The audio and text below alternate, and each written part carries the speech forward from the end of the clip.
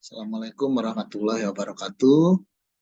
Bertemu kembali dalam pelajaran biologi. Kali ini adalah akan kita bahas mengenai pertumbuhan dan perkembangan pada tumbuhan.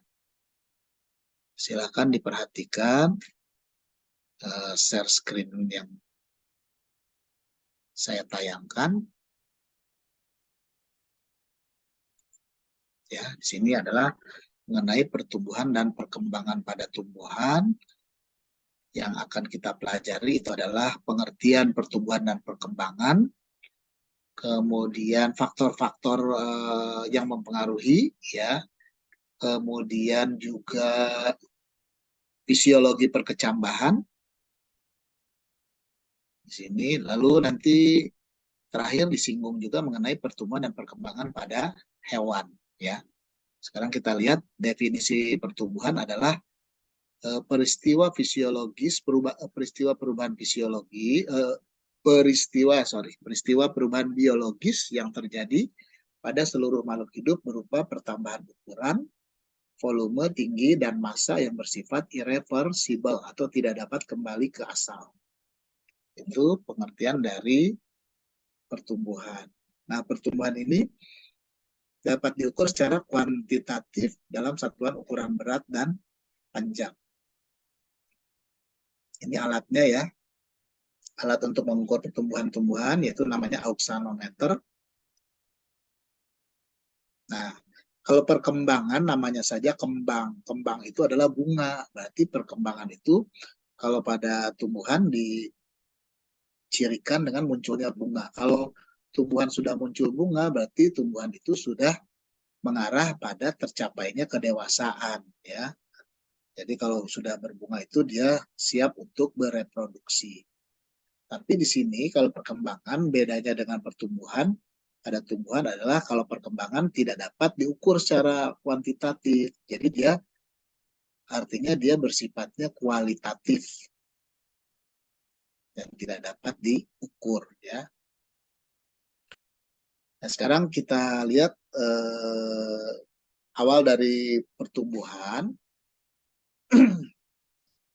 itu adalah merupakan hasil dari pembelahan sel, yaitu di sini pembelahan mitosis dengan menghasilkan sel anakan yang baru, lalu pembesaran sel, yaitu pertambahan ukuran sel anak, dan diferensiasi sel yang merupakan perubahan sel hingga terbentuk organ-organ tubuh.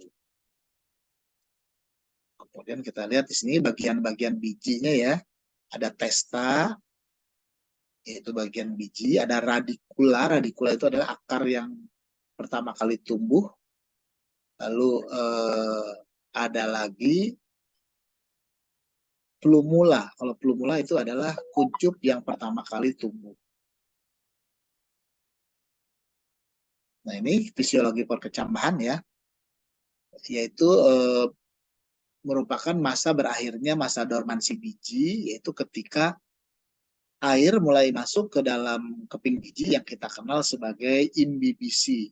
Nah, fungsi air dalam imbibisi itu untuk apa? Yaitu untuk mengaktifkan enzim dan hormon pertumbuhan. Sehingga nanti ada hormon pertumbuhan namanya hormon giberelin, ya, yang memacu pertumbuhan kecambah, gitu. Jadi biji yang akan berkecambah pertama kali itu harus menyerap air yang kita kenal sebagai imbibisi. Kalau tidak imbibisi dulu dia tidak bisa, gitu. Lalu dilanjut dengan tipe berkecambahan itu ada dua, ya. Ada tipe hipogeal, ada tipe epigeal. Nah, contohnya ini. Kalau hipogeal tuh keping bijinya tetap di dalam tanah, sedangkan epigeal dia keping bijinya terangkat ke atas tanah. Contohnya misalnya kalau yang hipogeal misalnya tanaman jagung atau biji jagung, biji padi, ya. Sedangkan yang epigeal misalnya adalah biji kacang hijau. Nah, itu beda. Nah, kenapa ada epigeal dan hipogeal? Itu karena kalau tipe perkecambahan yang hipogeal, itu bagian yang pertama kali tumbuh adalah bagian epikotil, yaitu bagian yang ada di atas kotiledon. Karena dia tumbuh lebih dulu, maka dia akan menekan kotiledon atau keping biji untuk tetap berada di dalam tanah.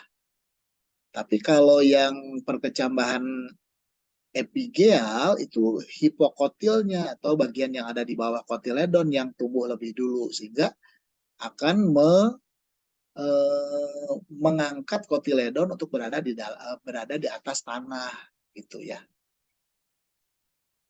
Lalu ini proses titik tumbuh pada akar ya. Pada akar tuh paling ujung itu namanya apa namanya tudung akar atau kaliptra. Nah, titik tumbuh itu ada di belakang kaliptra, yaitu ada zona pembelahan sel atau meristematik. Lalu di belakangnya ada zona pemanjangan sel dan yang paling belakang yaitu ada rambut-rambut atau bulu-bulu akarnya namanya zona diferensiasi sel. Gitu. Sedangkan titik tumbuh untuk batang di sini ada di bagian kuncup ujung ya atau meristem apikal. Nah, pertumbuhan yang disebabkan oleh aktivitas dari meristem apikal itu dikenal sebagai pertumbuhan primer. Contohnya batang tumbuh memanjang, akar tumbuh memanjang, itu namanya pertumbuhan primer. Sedangkan yang diakibatkan oleh titik tumbuh sekunder itu adalah jaringan dewasa tapi dia bersifat meristem lagi. Contohnya misalnya adalah kambium ya. Kambium ke arah luar membentuk floem sekunder, ke arah dalam membentuk silem sekunder.